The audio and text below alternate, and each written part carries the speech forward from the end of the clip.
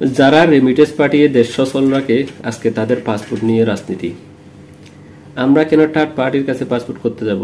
Third party ইএসকেল, Bangladesh দূতাবাসের কাজ কি? এমআরপি পাসপোর্ট ইএসকেল এর হাতে, ই পাসপোর্ট ইএসকেল এর হাতে, এনআইডি কার্ড ইএসকেল এর হাতে, ট্রাভেল পারমিট ইএসকেল এর হাতে, সবকিছু ইএসকেল এর হাতে। কেন ইএসকেল এর হাতে আমরা সবকিছুর ডেটা তুলে দিচ্ছি? বাংলাদেশ এম্বাসির কাজ কি? এখন মালয়েশিয়া লক্ষ লক্ষ প্রবাসীর সবচেয়ে বড় সমস্যা পাসপোর্ট। বাংলাদেশ হাই কমিশন থেকে বলা হয়েছিল ইএসকেল এর কাছে পাসপোর্ট তুলে দেওয়ার একমাত্র কারণ হচ্ছে আমরা যেন তাড়াতাড়ি পাসপোর্টটা পাই। আমরা কি এত তাড়াতাড়ি পাসপোর্ট পাচ্ছি? ইএসকেল এর হাতে তুলে দেওয়ার আগে তো আমরা 1 মাসে পাসপোর্ট পাইছি। এখন কি আমরা 1 মাসে পাসপোর্ট পাচ্ছি? 3 মাস, 4 মাস, 5 মাস হয়ে যাচ্ছে, পাসপোর্ট পাচ্ছি না। ই পাসপোর্ট চালু হয়েছে মালয়েশিয়া কদিন হলো। লক্ষ লক্ষ প্রবাসী এখনো এমআরপি পাসপোর্ট ইউজ করে, ব্যবহার করে। কেন আমাদের পাসপোর্ট নিয়ে রাজনীতি?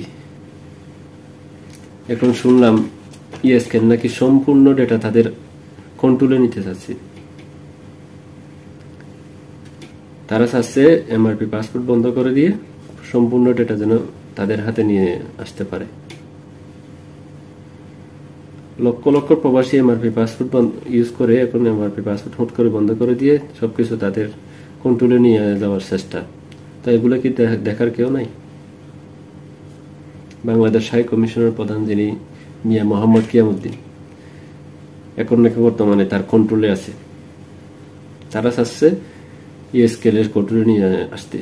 এখন কি হয়েছে? শুরু হয়েছে কাদা ছোড়াছুড়ি। Bangladesh high commission, ইএসকেল,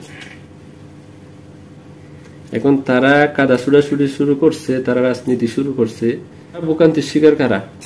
lakh lakh Bangladeshi Malaysian প্রবাসী, যারা কিনা মাসের পর মাস রেমিটেন্স পাঠিয়ে দেশ সচল রাখে, তারাই আজকে ভোগান্তির শিকার। আমরা তো পাসপোর্ট পাচ্ছি না।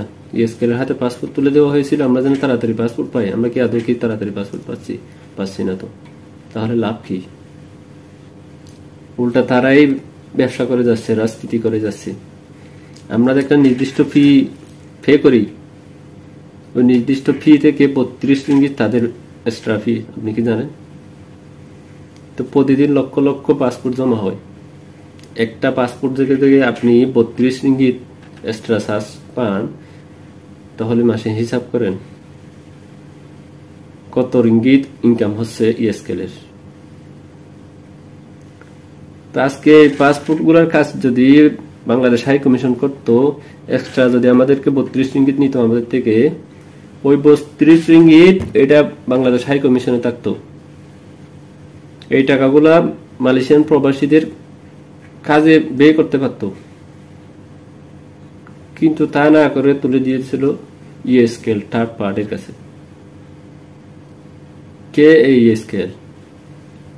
কে বন্ধ করবে ইএসকেল? এখন সম্পূর্ণ কিছু ডাটা তাদের হাতে। এখন কি হুট করে ইএসকেল বন্ধ করা সম্ভব? এখন শুরু করে দিচ্ছে কাদা ছুড়াছুড়ি। মাঝখানে আমরাই ভোগান্তির শিকার। এর দায়ভার কে নিবে? দেখার কেউ নাই বাংলাদেশে। স্বরাষ্ট্র মন্ত্রণালয়ের কাজ কি? বাংলাদেশ স্বরাষ্ট্র মন্ত্রণালয়ে যিনি আছেন উনি কি এগুলা দেখতে পারেন না? তাহলে কি তারা কাদা ছুড়াছুড়ি করবে আর মাঝখানে আমরা সিপাই করে থাকবো? লক্ষ লক্ষ প্রবাসী অবৈধ হবে। এর কি সমাধান হবে না? অনেক সাংবাদিক ভাইয়েরা আছে, কেউ এই অন্যায় তুলে ধরতেছে না। কিছু আমি বুঝতেছি না। তারা তো রাজনীতি শুরু করে দিল, কাদা ছোড়াছুড়ি শুরু করে দিল। মাঝখানে তো সিপাই পড়ছি আমরা।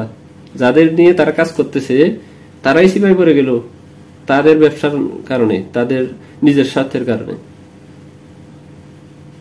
বাংলাদেশ দূতাবাসের কাজ হচ্ছে পাসপোর্ট সেবা দিবে আমাদের। তারা পাসপোর্ট সেবা না দিয়ে এখন তারা তুলে দিচ্ছে থার্ড পার্টির কাছে। ডক্টর মোহাম্মদ ইউনূস স্যারকে বলছি, এগুলা দেখুন। লক্ষ লক্ষ প্রবাসী পাসপোর্ট নিয়ে সমস্যা। 5 মাস 6 মাস হয়ে গেছে পাসপোর্ট পাচ্ছে না। এই কাদা ছুড়াছুড়ি বন্ধ করুন। থার্ড পার্টির মাধ্যমে আমরা পাসপোর্ট করতে চাই না। আমরা পূর্বের মতো বাংলাদেশ হাই কমিশনের মাধ্যমে পাসপোর্ট করতে চাই। আমাদের 2 টাকা বেশি নিলে ওই 2 টাকা বাংলাদেশ হাই কমিশনে জমা থাক। আমরা থার্ড পার্টির মাধ্যমে পাসপোর্ট সেবা চাই না। আমরা বাংলাদেশ হাই কমিশনের মাধ্যমে পাসপোর্ট সেবা চাই। এমআরপি পাসপোর্ট যেন আমরা আগের মতো দ্রুত পাই, সেভাবে ব্যবস্থা করা হোক। সবাই যে যেখান থেকে পারেন প্রতিবাদ তুলুন, যেভাবে পারেন প্রতিবাদ করুন। কারণ সাংবাদিক ভাইরা চুপ হয়ে আছে। আপনি যতটুকু পারেন প্রতিবাদ করেন। প্রতিবাদ না করতে না পারলে ভিডিওটি শেয়ার করে হলে আপনাদের দেখা শুরু করে দিন, যেন সবার কাছে পৌঁছায়, যেন সবাই জানতে পারে বাংলাদেশ হাই কমিশন ব্যর্থ। আমরা পাসপোর্ট নিয়ে ভোগান্তির শিকার, আমরা পাসপোর্ট সেবা পাচ্ছি না।